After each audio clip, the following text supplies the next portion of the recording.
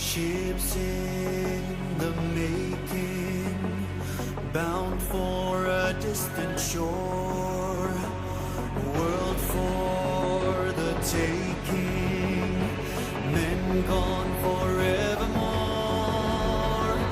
boarding and setting sail. Sexto Continente, dirigido por el obispo de Orihuela, Alicante, Monseñor José Ignacio Munilla.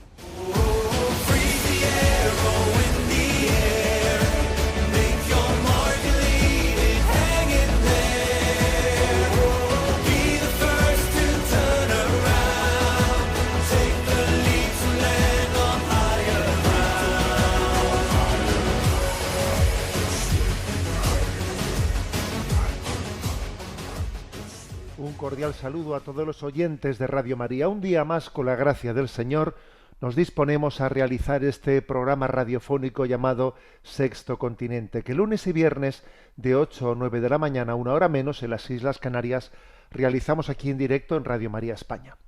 Hoy es lunes santo. Ayer inaugurábamos la Semana Santa con el Domingo de Ramos, con esa procesión de Ramos. Y si estuvimos atentos, el Evangelio que se proclama antes del inicio de la procesión de Ramos comenzaba con las siguientes palabras. En aquel tiempo Jesús caminaba delante de sus discípulos subiendo a Jerusalén. Jesús caminaba delante de los discípulos subiendo a Jerusalén. Es una imagen clarísima que nos habla de nuestra vocación de discípulos de Cristo. Acordémonos del catecismo que aprendimos, ¿no?, de pequeñitos, con preguntas y respuestas, los que tenemos ya unos años. Eres cristiano, soy cristiano por la gracia de Dios. ¿Qué quiere decir cristiano? Cristiano quiere decir discípulo de Cristo. Sí, seguidores de Jesús. Donde Él pone sus pasos, allí, donde está la huella de sus pasos, allí ponemos nosotros los nuestros. Quiero subrayar esto, y ayer también, pues, en la procesión de Orihuela, en nuestra diócesis en la que estuve, quise subrayar esto. Somos seguidores de Jesús. Para nosotros, la Semana Santa no es un evento cultural. Hoy voy a hablar del tema del fenómeno de los cristianos culturales. Bueno, para nosotros la Semana Santa no es un evento cultural. Y es importantísimo que subrayemos, ¿no?, nuestra conciencia de que esta procesión que hicimos evoca la vida. ¿A dónde vamos? Vamos a la vida eterna. ¿Por dónde vamos? Por el camino de la cruz. ¿Con quién vamos? Vamos con Jesús, con su gracia, con la Iglesia. Esto es lo que visualiza una procesión. Y por eso ayer también se proclamaba la pasión, porque esa pasión nos recuerda que la cruz es camino para la gloria. Yo ayer enviaba a redes sociales un breve mensaje, ¿no?, con una imagen de Jesús entrando en Jerusalén, y el mensaje era: a la felicidad se llega por el camino de la fidelidad, no por el de la facilidad. Y en este juego de palabras me parece que hay que poner el acento en felicidad igual a fidelidad, no igual a facilidad. Claro, en este mundo se nos promete una felicidad por el camino de lo fácil, y eso es mentira, mentira, mentira. No hay más camino a la felicidad que el de la cruz. Bueno, por eso subrayamos esto, ¿no? No al cristianismo cultural, sí al cristianismo discipular, al que es verdaderamente seguidor de Jesucristo. Es tan importante que pongamos el acento en lo esencial. Bueno, entonces yo ayer también compartí una perla preciosa de esas que a veces descubres por ahí y dice, madre mía, qué perla preciosa. Es una perla preciosa de San Bernardo de Claraval, pues que estuvo a caballo entre el siglo XI y XII, ni más ni menos, ¿eh? Entonces San Bernardo de Claraval, comentando la procesión de Ramos, él utiliza la siguiente imagen. Dice, ojo, cuidado, que en esa procesión de Ramos es posible que uno esté distraído con las cosas externas y no esté con sus ojos fijos en Jesús, que eso nos puede pasar a todos, ¿eh? Dice, los que iban por delante de Jesús en la procesión, claro, miraban para adelante y no le miraban a Jesús a su rostro que estaba atrás. Los que iban por detrás de Jesús, montado en la borrica, veían la espalda de Jesús, pero no veían su rostro. Los que iban a los costados, sí, de vez en cuando miraban, giraban y veían el rostro de Cristo, pero enseguida seguían mirándose unos a otros y seguían mirando el camino. Y el borrico miraba para abajo y no miraba a Jesús. Dice San Bernardo, cuidado, porque en esta procesión podemos estar todos integrados en ella, pero con un déficit muy grande de mirar al rostro de Jesús. Bueno, pues eso es lo que podría acontecer en una Semana Santa. Que subamos, que vengamos, que montemos el trono, que nos movamos, que esto, que las flores, que lo otro. A ver, un momento, ¿estamos mirando al rostro de Jesús?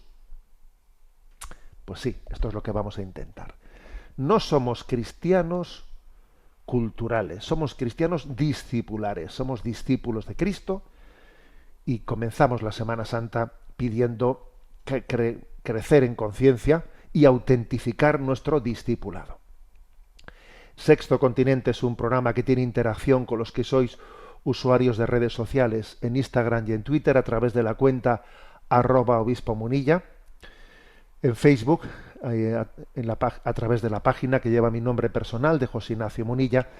Los programas anteriores de Sexto Continente están a vuestra disposición tanto en el podcast de Radio María como en las plataformas de iVoox, Spotify, Amazon Music y también en el canal de YouTube En Ti Confío, el canal de YouTube En Ti Confío. Por cierto, la página web multimedia www.enticonfio.org, allí también hay acceso a los programas anteriores de Sexto Continente y además también ahí se puede seguir en directo a través del canal Televisión 24 Horas En Ti Confío, se puede seguir en directo la emisión de este programa. Bueno, vamos adelante. Como ya os he dicho, voy a tener como tema principal el fenómeno de los cristianos culturales. Ayer se publicó un artículo interesante en La Razón, del cual también me voy a hacer eco, bueno, pero voy a describir.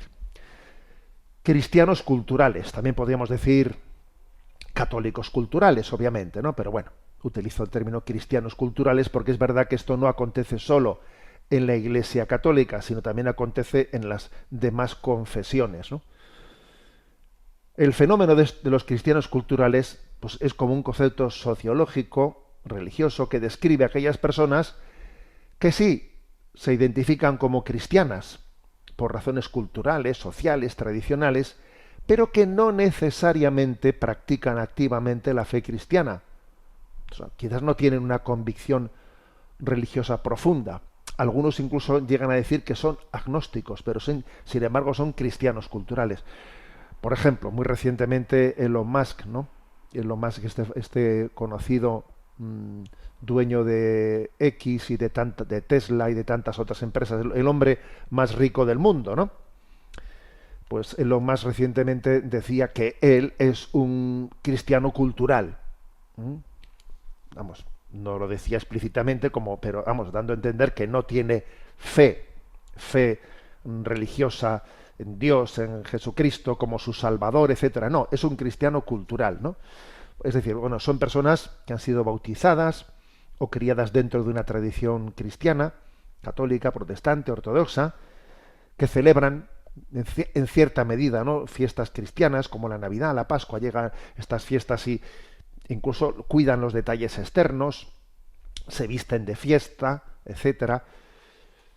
Pueden tener un cierto conocimiento básico de las enseñanzas del cristianismo, posiblemente igual hasta muchos de ellos se han educado en colegios católicos o en colegios de sus confesiones cristianas, ¿no? Pero no asisten regularmente a la iglesia, no leen la Biblia con frecuencia, no se forman en su fe, bueno, no han tenido un encuentro personal con Jesucristo, ¿no? Las motivaciones de su cristianismo cultural, pues por una parte puede ser una identidad nacional o étnica. En muchos países la religión está como ligada a la identidad religiosa. Pues por ejemplo, ¿no?, pues un griego pues está en su identidad, está ligado a ser ortodoxo. Un irlandés estará ligado a ser católico. Pues un español también, ¿no? Entonces, existen, digamos, razones de identidad nacional o étnica, ¿no? También razones de tradición familiar. La fe puede formar parte de las costumbres transmitidas de generación en generación, ¿no? Pero más como un ritual social que como una convicción espiritual.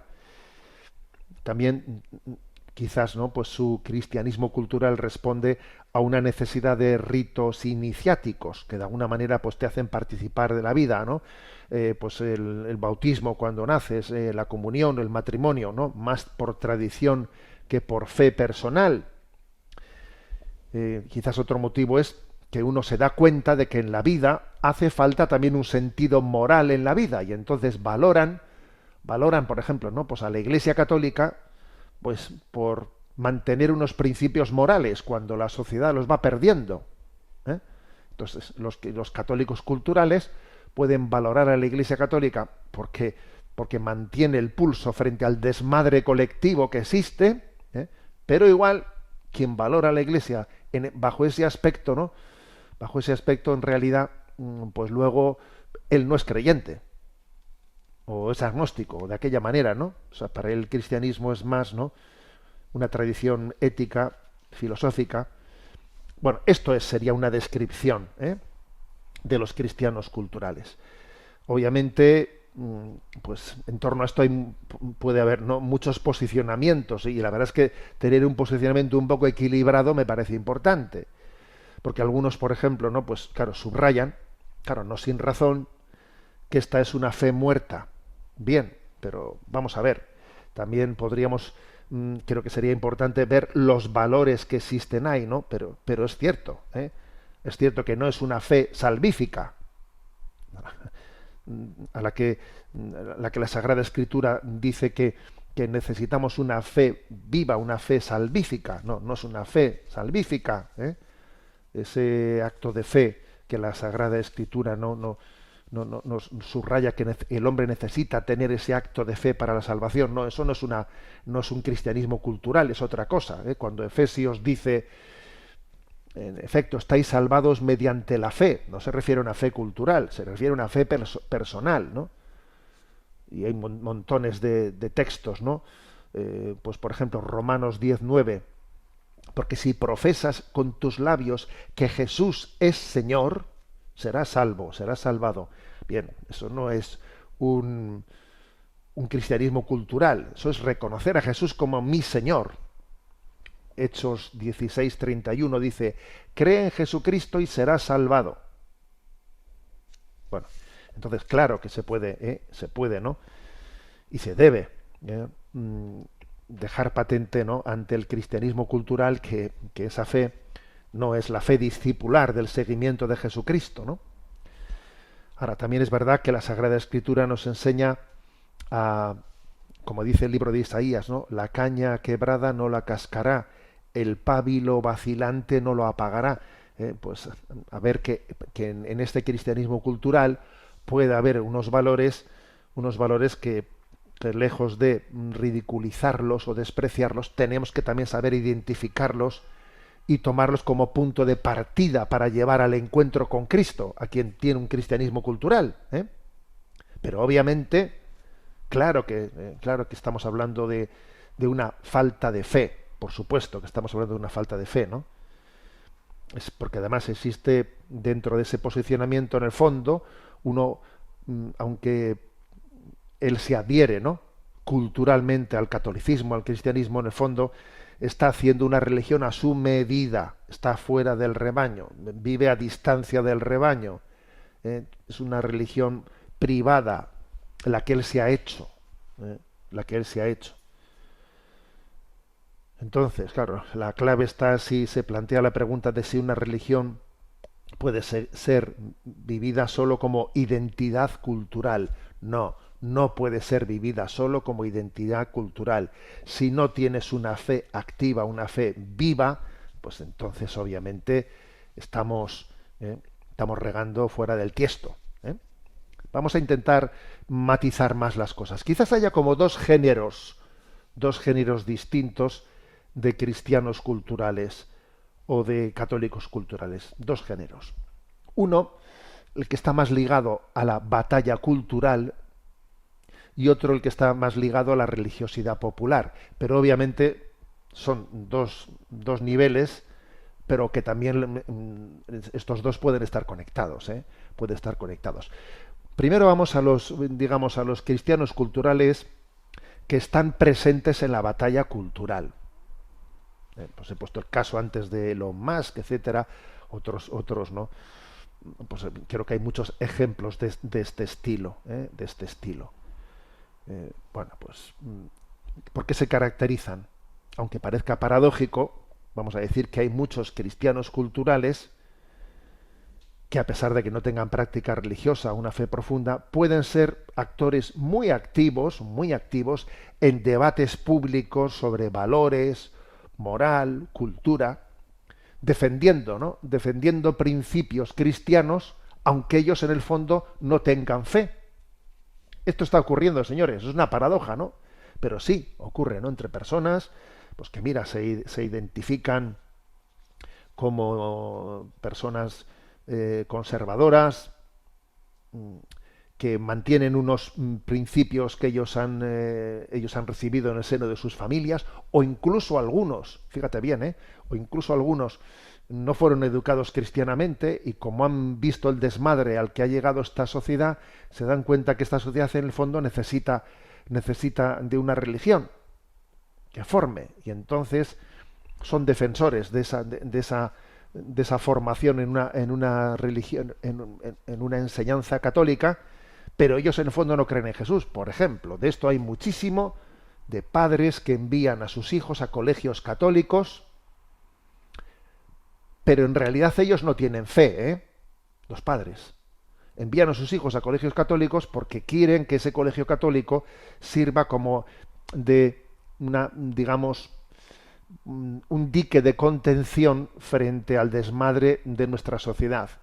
Buscan un lugar en el que sus hijos pues tengan una campana protectora frente a este desmadre, a esta pérdida de norte, de rumbo que tenemos. Entonces quieren servirse de la educación católica como, digamos, una campana protectora frente a males morales.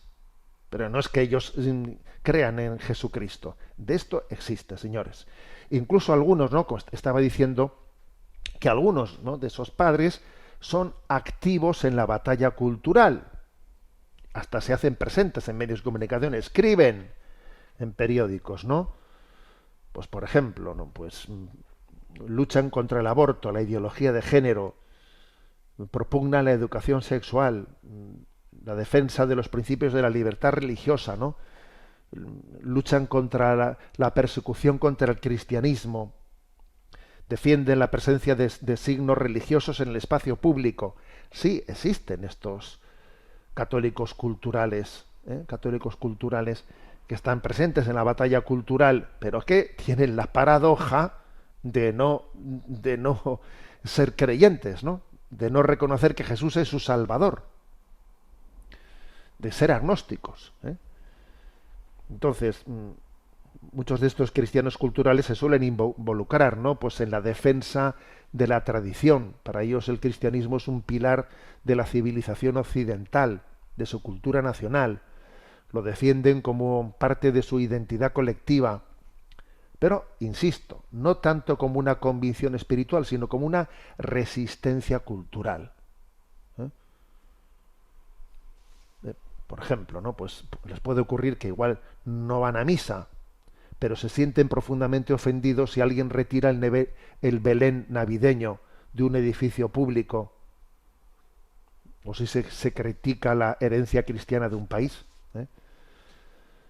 Entonces, bueno, pues suelen adoptar posiciones cristianas, ¿no?, o católicas en el debate público como forma de oposición a la transformación cultural impulsada desde movimientos progresistas, y es una realidad, es una realidad que está presente, ¿no?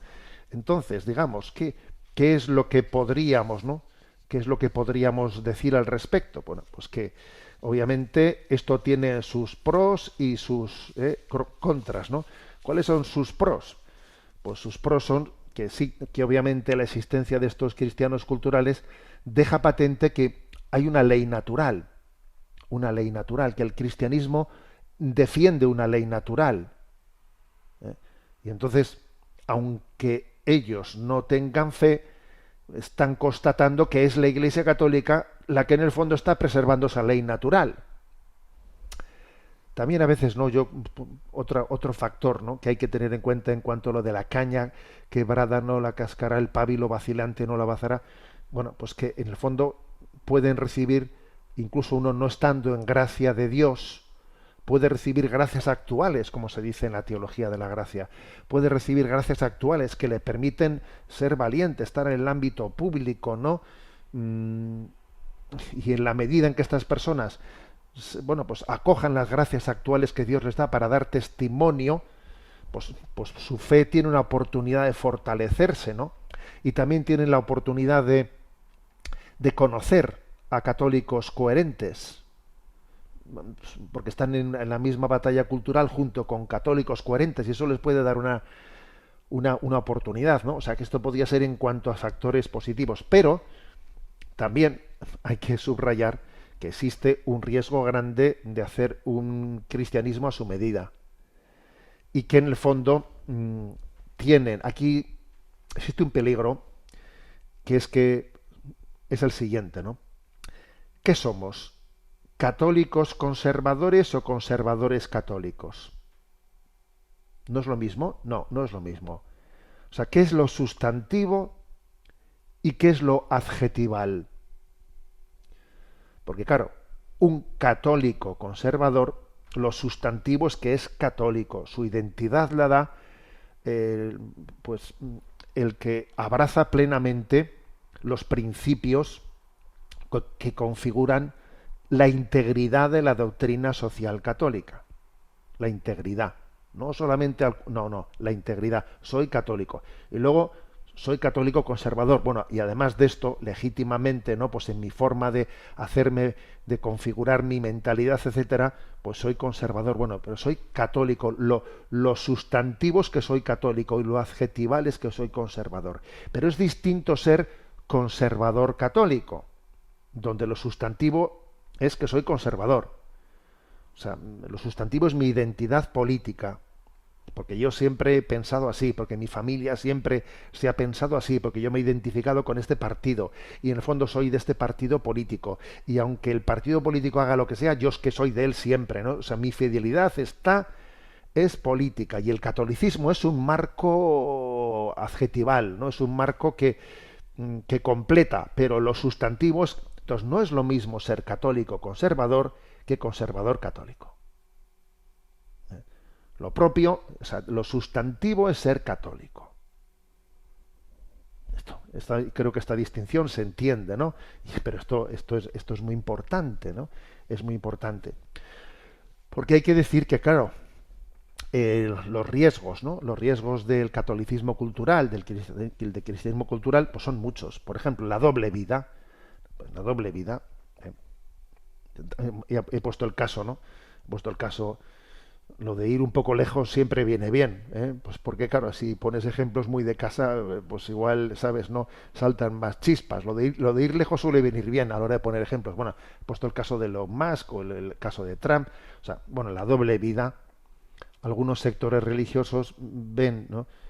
O sea, quiero decir que tú te manifiestas como un cristiano cultural, pero luego tu vida matrimonial, familiar, lo que sea, madre mía, ¿eh? También existe otro riesgo muy grande, que es la reducción del cristianismo a un moralismo. O sea, en el fondo, a mí del cristianismo me interesa pues lo de esos padres, ¿no?, que igual envían a sus hijos a la escuela católica como una campana protectora de males morales. A mí me interesa el mensaje moral, ¿eh?, que me preserven de desmadres morales, ¿no?, que le den capacidad crítica frente a la ideología de género, que tal, ¿no? Existe un riesgo de reducción del cristianismo al moralismo, pero olvidando la dimensión espiritual, el encuentro personal con Jesucristo. Que por cierto, creo que esto no funciona. No funciona. Cuando uno intenta, ¿no?, pues que sus hijos sean educados en una educación católica moralista, pero que no te coman el coco, ¿eh? Si te invitan a retiros y a cosas y tal, no hagas caso. Porque aquí lo importante es aprender las normas éticas de comportamiento, pero nada, de estar ahí postrados de rodillas y delante de una custodia. Eso, esa pretensión de coger del cristianismo las enseñanzas morales y rechazar lo espiritual, el encuentro de fe con Jesucristo, no funciona. No funciona, ¿eh? Porque es que porque el cristianismo, cuando se presenta, se quiere presentar únicamente como un conjunto de normas morales desconectadas de Cristo que da la vida, pues acaba siendo asfixiante. Lo que hace que esas normas inmorales de vida puedan ser asumidas gozosamente es la gracia de Cristo. Sin la gracia de Cristo, esas normas morales serán agobiantes. Yo he puesto muchas veces un ejemplo, una imagen gráfica, una imagen gráfica que es la siguiente, ¿no? La imagen gráfica de, pues todos sabemos lo que es, ¿no? Pues en el mundo anglosajón, la cacería del zorro. Se suelta al zorro y al cabo de 2-3 minutos sale la jauría de los perros detrás, ¿no? Corriendo detrás del zorro a ver quién es el que lo alcanza, y la cacería se va prolongando, se va alargando, y pues pasan por un río, saltan por los setos, y claro, y la cacería se alarga y algunos perros se van descolgando, y al final son solo 2 o 3 los que alcanzan al zorro. Y entonces la pregunta es, ¿y por qué han sido estos 2 o 3 los que han llegado a alcanzarle? ¿Porque estaban mejor entrenados? ¿Porque eran más jóvenes? ¿Por qué? No, porque estos 2 o 3, porque estos 2 o 3 eran los que habían visto al zorro cuando le soltaron. Los otros no habían visto nada. Los otros corrían porque veían correr, ladraban porque escuchaban ladrar, saltaban porque saltaban los demás, pero en el fondo no sabían detrás de quién iban. Y claro, se van cansando y le dice uno a otro, ¿tú has visto algo? Oye, yo no he visto nada. Pues yo tampoco. Oye, pues me estoy cansando. Pues nos descolgamos. Esa imagen es una buena imagen para entender cómo es imposible pretender que alguien cumpla las normas morales si no ha visto nada, si no ha tenido un encuentro personal con Jesucristo. Por eso, pues, lo del cristianismo cultural no funciona. Entonces, por otra parte, hay otro tema, no menor, que tiene su importancia, que es el tema de la confusión entre fe e identidad política, que muchas veces pues uno puede confundir la fe y la identidad política, y son dos cosas que hay que saber distinguir, pues porque la religión, la fidelidad a Jesucristo conlleva una batalla cultural, la conlleva, porque que un cristiano diga yo me escaqueo de la batalla cultural, perdón, la batalla cultural hay que darla, porque si no tú no estás encarnando el cristianismo en el mundo en el que estamos. La batalla cultural hay que darla, de lo contrario somos unos cobardes, ¿no? Pero eso no quiere decir que yo reduzca la religión cristiana a esa batalla cultural o política. No, eso es un error, ¿no? Y en este grupo de los cristianos culturales puede existir también una visión que sea un poco nostálgica, que confunda religión con identidad, con contraponerse a los otros, Bueno, por lo tanto, creo que pero decía que hay como 2 versiones, ¿no? Hay 2 versiones. La versión de los cristianos culturales que están presentes en la batalla cultural, y está también la versión de los cristianos o católicos culturales que están presentes en la religiosidad popular, pero poco más, ¿sabes? Entonces, por ejemplo, ayer en el diario La Razón se publicaba un artículo con el título Ateos y Semana Santa. Atentos con el titular, ¿no? Ateos y Semana Santa. Y bueno, y traía a colación el artículo que hubo un pregonero, aquí no consta en qué año es, un pregonero de la Semana Santa sevillana, que fue el presentador de Canal Sur, Manu Sánchez, ¿no? Cuyo pregón se tituló Confesión de un ateo y cofrade. de un ateo y cofrade, ahí es nada, ¿no? Y también, pues, se recoge en este artículo, pues, algunas palabras del periodista madrileño Jorge Bustos, que también, ¿no?, pues, se dice de sí mismo que él no es creyente, pero es un católico cultural de Semana Santa. Y dice este artículo de Jorge Bustos, ¿no?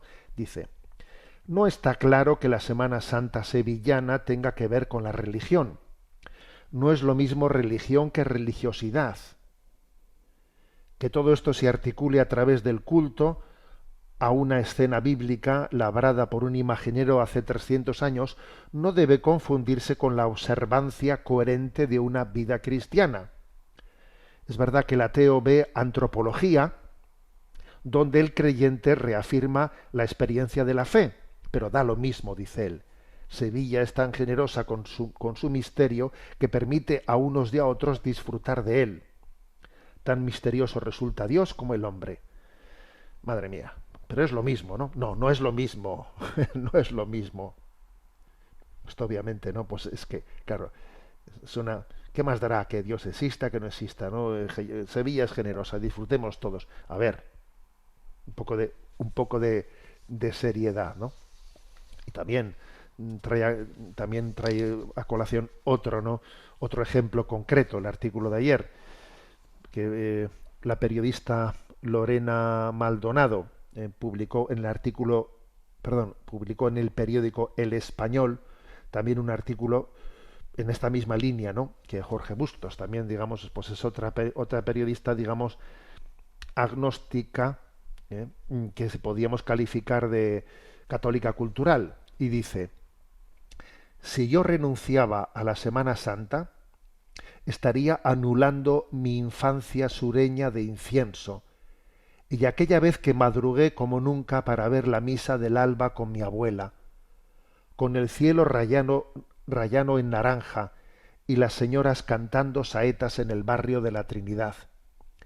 Y este creer en Dios a ratos, y estas dudas, y siempre este fervor extraño ante lo insólito, y aquel hacer bola con la cera sobrante de los cirios de los penitentes. Bueno, como veis, en este caso el catolicismo cultural pues suele estar más ligado no a la batalla cultural, sino está más ligado a las emociones y a los recuerdos de infancia. Qué entrañable, ¿no? Qué entrañables son las emociones, los recuerdos de infancia. Pues eso es lo que es para mí la Semana Santa. Pero claro, en este artículo publicado ayer, ¿no?, Ateos y Semana Santa en La Razón, todavía ponen un ejemplo más, ¿no? El ejemplo es de un tal Pepe Lobo,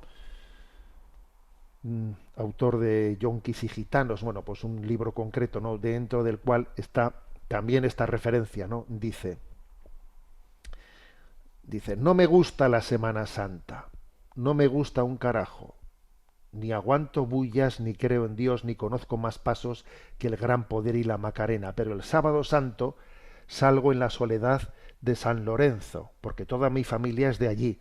Vamos al barrio a ver a mi abuela, almorzamos con ella, nos vestimos mi padre y yo, me meto en la fila y ya. Ni siquiera sé si me gusta, lo hago. A mí, ¿qué más me da? Si veo a mi abuela contenta. Es mi gente, ¿no? Bueno, entonces, estamos por lo tanto, ¿no?, digamos, obviamente aquí también existe un riesgo evidente, ¿no?, de reducción del cristianismo, pues a una nostalgia familiar de infancia, una nostalgia familiar que obviamente no nos podemos dar por satisfechos, porque estaríamos empobreciendo tremendamente lo que es la realidad, ¿no?, lo que es la realidad del encuentro con Cristo. El valor fundamental es la revelación de Dios, no es mi recuerdo, o sea, es confundir mis recuerdos de infancia con que Cristo es el revelador del Padre. Es verdad que puede tener un cierto valor, la sensibilidad, que quienes están en esta situación tienen una cierta sensibilidad hacia lo emotivo, tienen una emotividad, tienen una sensibilidad, pero le dan más importancia a las tradiciones que a la tradición católica, vamos a ser claros. Y decía, ¿no? Chesterton tiene una frase contundente que dice: la tradición es la transmisión del fuego, no la adoración de las cenizas. Chesterton tiene cosas tremendas, ¿eh? Repito la frase: la tradición es la transmisión del fuego, no la adoración de las cenizas. Y claro, en este catolicismo cultural se adoran las cenizas. Mis recuerdos, mira, ese olor de azahar, esto me viene, yo era pequeño. Sí, un momento, pero tú estás ahí adorando tus cenizas, tus recuerdos. Pero la transmisión del fuego es el fuego de la fe. He venido a prender fuego a la tierra y ojalá estuviera ya ardiendo, dice Jesucristo. Entonces, claro, existen también, por otra parte, aquí riesgos de contradicciones en la vida, claro, contradicciones en la vida, dobles vidas. Esto igual que con los cristianos culturales que están en la batalla cultural, contradicciones de vida que tú te las autojustificas, porque soy católico, pues un rato, ¿no?, en las procesiones, ¿no?, y luego tengo mi vida mundana.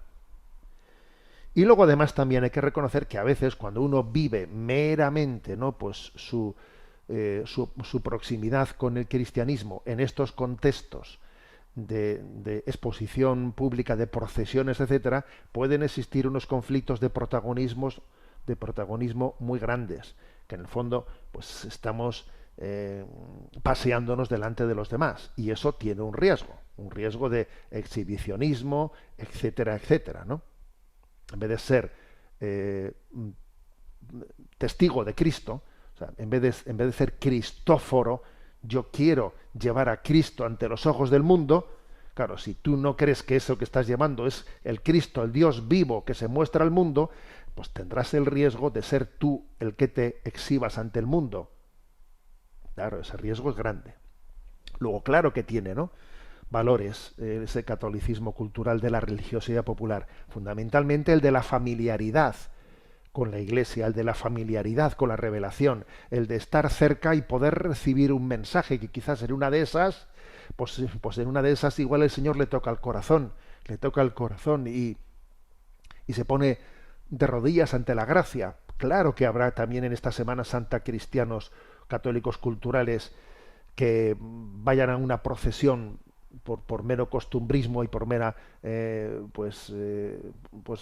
tradición familiar, y allí sean tocados en su corazón. Claro que ese es el valor, obviamente, de la religiosidad popular, ¿no?, que además es también un dique de contención frente al secularismo, frente a esa tendencia a excluir a Dios de la vida pública.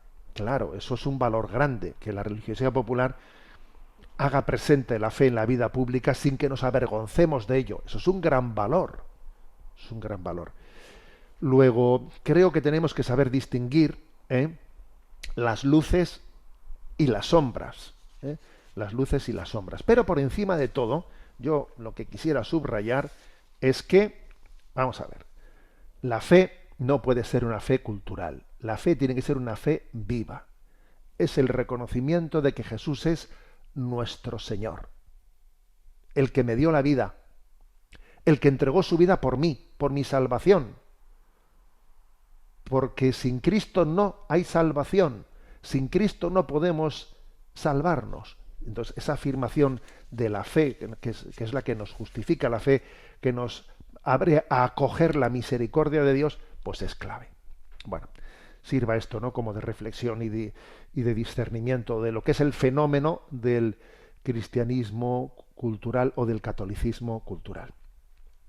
Bueno, voy a poner una canción que creo que es la clave para estos días en los que estamos. ¿Por qué? Porque hoy lunes, mañana martes, pasado mañana miércoles, incluso en algunos lugares el jueves por la mañana, se va a celebrar la misa crismal en todas las catedrales del mundo. Misa crismal.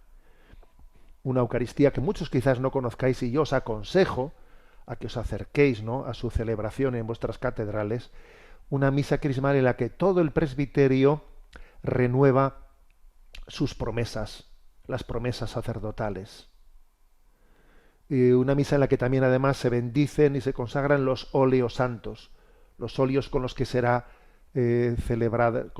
celebrados los sacramentos, tanto el óleo de la unción de enfermos, como el crisma, como el óleo de los catecúmenos. Entonces, como es una misa muy sacerdotal, pues yo creo que la oración, la oración canto de hoy tiene que ser sacerdotal. Voy a poner, ya llevaba tiempo sin ponerlo, este canto de José Manuel Montesinos, que, a ver, yo le tengo mucho cariño a este canto, y ahora os voy a decir por qué. Bueno, que conste que en esta antena en Radio María es muy conocido, porque es la sintonía del programa de Sacerdotes de Dios, Servidores de los Hombres, un programa de don Miguel Ángel Arribas, que se emite los domingos por la tarde, ¿no? Pero digo que yo le tengo mucho cariño porque hace ya 18, 19 años, ¿no? Cuando fui, pues, llamado por la Iglesia para ser obispo, pues cuando regresé, allí me pidieron, ¿no? Pues cuando el nuncio del Papa me pidió ser obispo entonces de Palencia, pues recuerdo, claro, que me dijo: tiene usted que mantener 15 días de silencio sin hablar con nadie hasta que esto se haga público. Y eran 15 días de silencio en los que te puedes imaginar que yo, pues, estabas, rezabas, orabas, te preparabas, y yo escuchaba y escuchaba, pero en bucle. Yo escuché esta canción que voy a poner ahora, de Sacerdote, de José Manuel Montesinos, durante 15 días la puse en bucle, en bucle. Entonces es una canción a la que le tengo un especial cariño, ¿no? Porque formó parte de un momento importante de mi vida, y creo que además que es una canción que nos puede llevar a pedir por todos los sacerdotes que en esta misa crismal que nos disponemos a realizar van a renovar sus promesas sacerdotales. Oramos por todos los sacerdotes para que Dios nos dé la gracia de ser conformes al corazón de Jesucristo.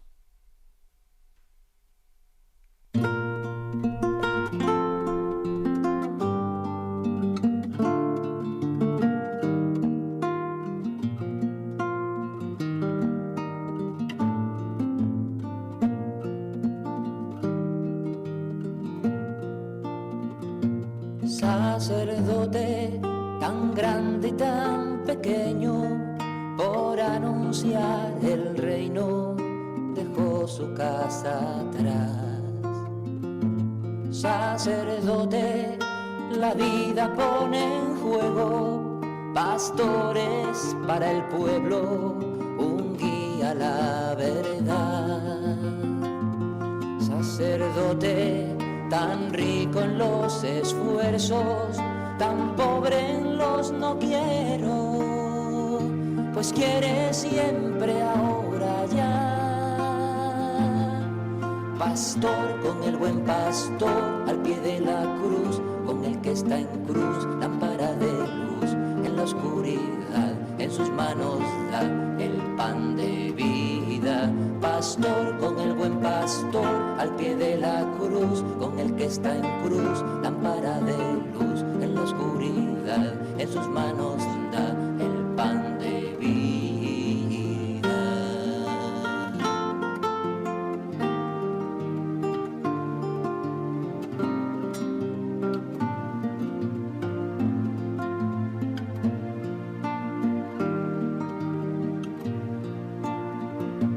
Sacerdote, humilde por diosero, que pide y se da entero, partiendo el corazón. Sacerdote, discípulo y maestro, prudente consejero, ministro y servidor. Sacerdote, tan fuerte en oraciones, tan débil en ambiciones, pues solo ansía mostrar a Dios.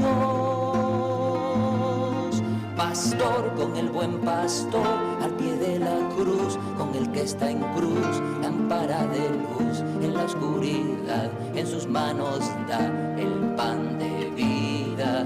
Pastor con el buen pastor, al pie de la cruz, con el que está en cruz, lámpara de luz en la oscuridad, en sus manos da el pan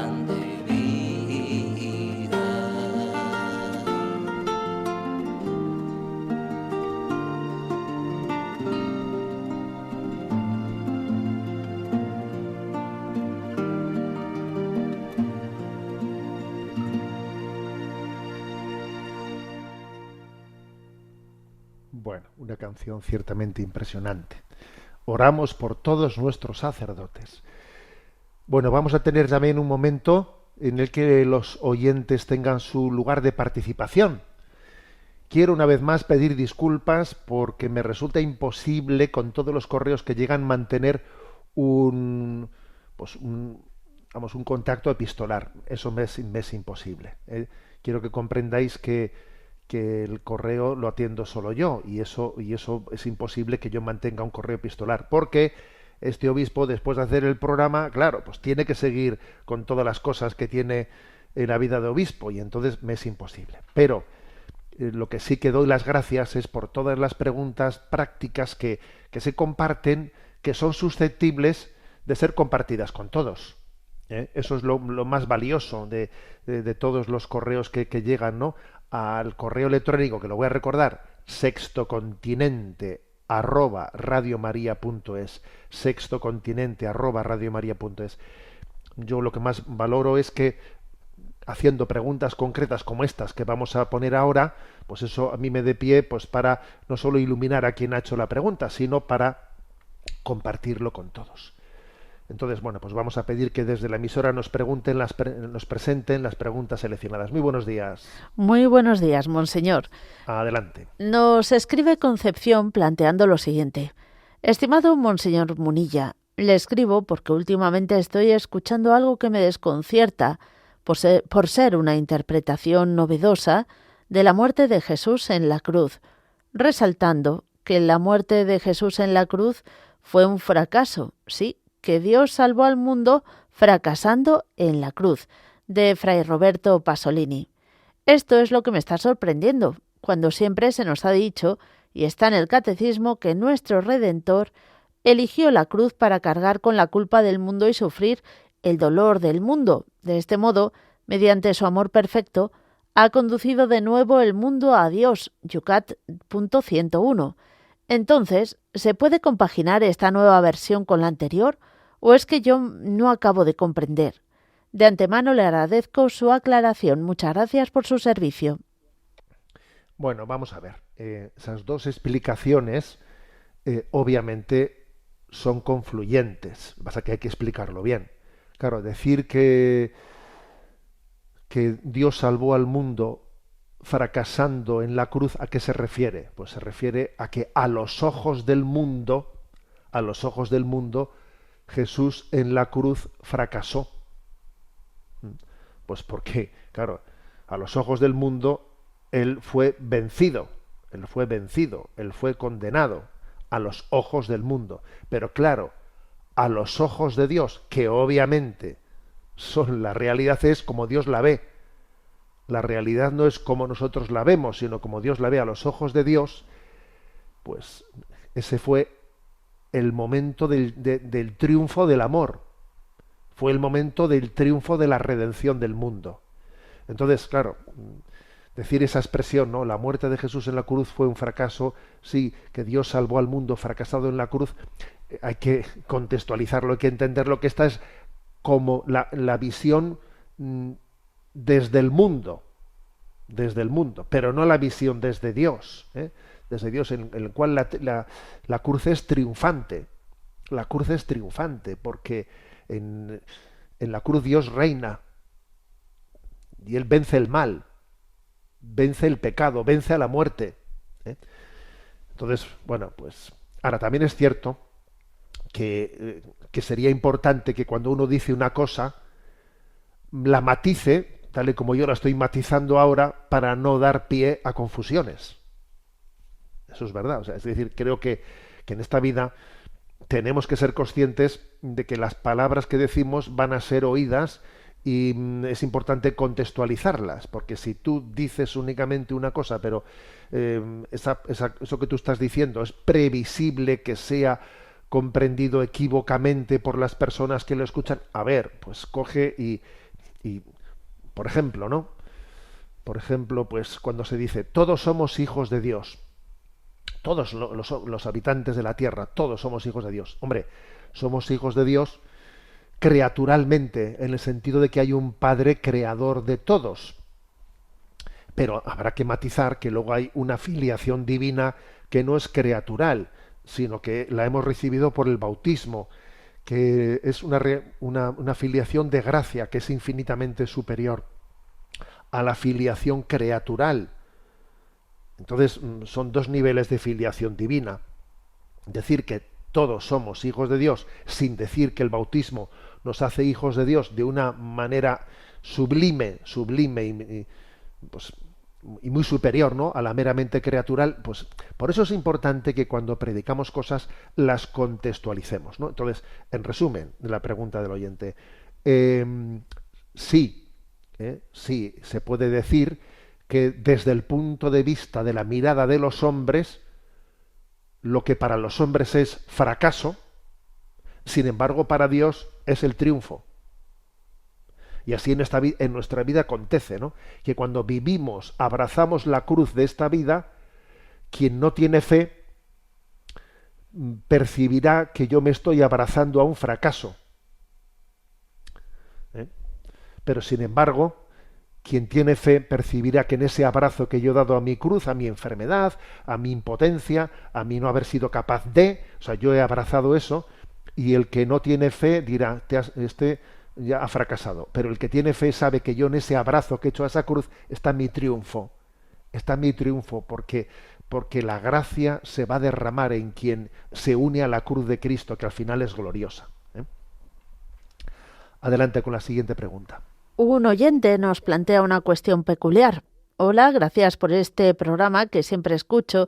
Quisiera reflexionar y preguntar un poco acerca del ridículo. Tengo la impresión de que el ridículo es algo tabú y nunca oigo hablar de él ni leo sobre él. Personalmente yo he hecho mucho el ridículo en mi vida. He causado situaciones sociales fuera de lugar. He dicho o escrito palabras que no venían a cuento. Espero al menos no seguir haciéndolo ya. Opino que el ridículo no es maldad. Tampoco parece ser pecado, pero me enciende la culpa como si tal fuera. Por otra parte, cuando somos nosotros los que somos testigos del ridículo de otra persona, sentimos esa sensación rara de la vergüenza ajena. Sentimos la vergüenza que el otro debería sentir. Es algo extraño, pero lo sentimos. Me gustaría preguntar su opinión y experiencias acerca de esto. Bendiciones y gracias. Bueno, es curioso, este oyente hace ahí una reflexión que pocas veces solemos hacer. Vamos a ver, yo diría que a veces ese sentido del ridículo que tiene uno puede ser, o sea, hay que distinguirlo del arrepentimiento. O sea, posiblemente el ridículo tenga algo, la sensación de ridículo de vanidad o de amor propio, porque mis fallos, mis defectos han quedado expuestos a los ojos de los demás. Y entonces siento pues una turbación, una vergüenza, ¿no? Pero entonces, en el fondo, a nosotros lo que nos debería de llevar a la conversión no es mi ridículo, sino que es más bien mi arrepentimiento porque he ofendido a Dios. ¿Me explico? O sea, Entonces yo sí que recuerdo pues muchas veces, ¿no? Pues en mi infancia recuerdo, por ejemplo, en una ocasión, ¿no?, pues haber hecho el ridículo delante de todos los compañeros, saliendo a leer delante de todos ellos y equivocándote y leyendo lo que no tocaba y ja, ja, ja, ja, y todo el mundo a reírse. Entonces ese sentido del ridículo es mucho de vanidad, porque te cuesta quedar mal delante de los demás, Hay algo de vanidad y cuando sentimos ridículo, yo creo que hay que ofrecerle a Dios mi ridículo. Ay, que me piden leer en público, ay, que me da mucho miedo porque igual voy a hacer el ridículo. Le ofrezco a Dios mi sentido del ridículo y si me piden un servicio lo voy a hacer. Y si me trabo o me tropiezo, pues no pasa nada, le ofrezco a Dios mi ridículo y se ha acabado, ¿no? O sea, creo que tiene algo de sentido de vanidad o de amor propio de ser expuesto a los ojos de los demás. A mí lo que me tiene que importar es cómo Dios me mira, no cómo los demás me miran. O sea, hay que intentar vencer ese sentido del ridículo. Y tiene razón el oyente, ¿no?, que a veces nosotros también, cuando otro hace, entre comillas, el ridículo delante nuestro, sentimos como vergüenza ajena. Pero yo también vuelvo a lo anterior. Posiblemente esa vergüenza ajena que tengamos está a medio camino entre la compasión que siento por esa persona, siento compasión, siento también estima, y entonces siento una vergüenza ajena, o también está a medio camino entre que en el fondo estoy viendo que también, o sea, me estoy poniendo en su lugar, y entonces diría, yo también en su lugar sentiría un ridículo. O sea que, en principio, creo que el tema del ridículo está muy ligado a la vanidad y a que nos influya en exceso la mirada de los demás, en vez de influirnos la mirada de Dios, que es lo que debe de ser configurante en nuestra vida. Bueno, tenemos el tiempo cumplido. Os deseo a todos de todo corazón os deseo una intensa Semana Santa, una vivencia profunda de los misterios del Señor. Aquí en Radio María vamos a ser bien acompañados durante toda la Semana Santa, y os deseo una feliz Pascua de Resurrección. La bendición de Dios Todopoderoso, Padre, Hijo y Espíritu Santo, descienda sobre vosotros. Alabado sea Jesucristo.